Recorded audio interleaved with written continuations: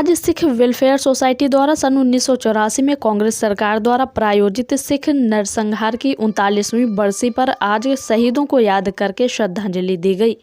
और कानपुर में गोविंद नगर के विधायक श्री सुरेंद्र मैथानी के सहयोग से कानपुर में सन 1984 में शहीद हुए शहीदों के लिए एक शहीद स्तंभ की नींव भी रखी गई। कार्यक्रम में सिख समाज के लोग बड़ी संख्या में एकत्र हुए और उन्होंने सन 1984 में कांग्रेस सरकार द्वारा सिख कौम को खत्म करने की साजिश के तहत किए गए नरसंहार में शहीद हुए सिखों की आत्मा की शांति के लिए अरदास की व शहीद स्तंभ की नींव रखी। कार्यक्रम में बोलते हुए गोविंद नगर के विधायक श्री सुरेंद्र मैथानी ने कहा कि सन 1984 में कानपुर में जब पूरे देश में कांग्रेस की सरकार थी और सिखों को खुलेआम सड़कों पर मारा जा रहा था, बहनों के साथ बलात्कार किया जा रहा था, गले में टायर डालकर सिख समाज के लोगों को जलाया जा रहा था। ऐसा दृश्य देखकर भारतवासियों को तो दिल पसीज गए थे, पर इन कांग्रेसियों के दिल नहीं पसीजे थे। आज उन्हें शहीदों की याद में शहीद स्तंभ की नींव रखी गई, जो जल्द बनाकर तैयार होगा और समाज को समर्पित होगा। कार्यक्रम में बोलते हुए सिख वेलफेयर सोसाइटी के प्रदेश अध्यक्ष सरदार गुरविंदर सिंह छाबड़ा ने कहा कि आज 39 पूर्व तत्कालीन प्रधानमंत्री इंदिरा गांधी की हत्या के बाद निर्दोष सिखों को मौत के घाट उतारा गया। वर्षों से मांग थी समाज की कि दोषियों को सजा मिले, पर कांग्रेस सरकार के रहते न्याय नहीं मिला। जब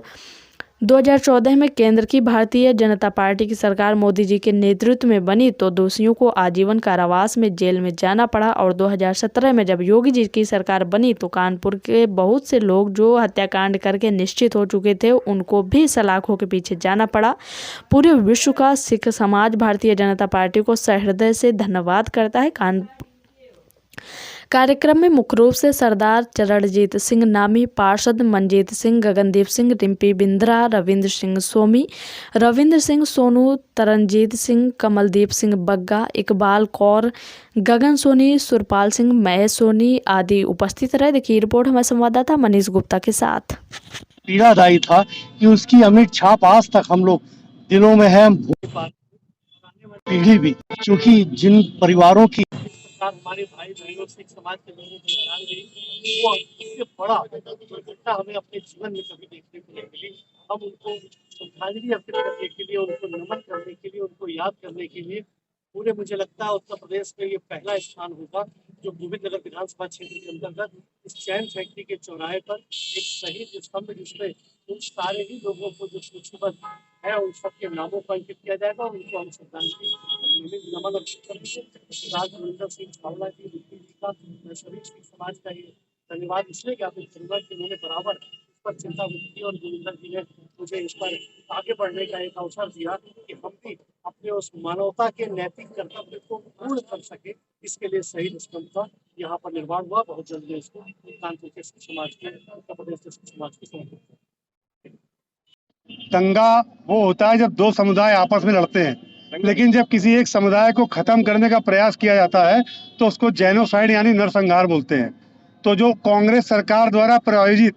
नरसंहार 1984 में 39 साल पहले जब मैं 8 साल का था तो मैंने अपने आंखों से देखा है कि कैसे टायर डाल के सिख समाज के लोगों को, बेगुनाह लोगों को मारा जा रहा था, कैसे शहीद किया जा रहा था। और इतने सालों बाद भी 2014 तक बहुत सारे आयोग बने, पर किसी आयोग ने सिख समाज को इंसाफ नहीं दिया। 2014 में जब नरेंद्र मोदी जी देश के यशस्वी प्रधानमंत्री देश की कुर्सी पे बैठे तो उन्होंने ऐसे लोगों को आजीवन कारावास और फांसी की सजा दिलाने का काम किया। और उत्तर प्रदेश में 2017 में जब योगी जी की सरकार बनी तो बहुत से लोग जो अपने घरों में भूल गए थे कि कुछ होगा, वो आज आजीवन कारावास का जेल काट रहे हैं। और उसके आगे बढ़ते हुए गोविंद नगर के विधायक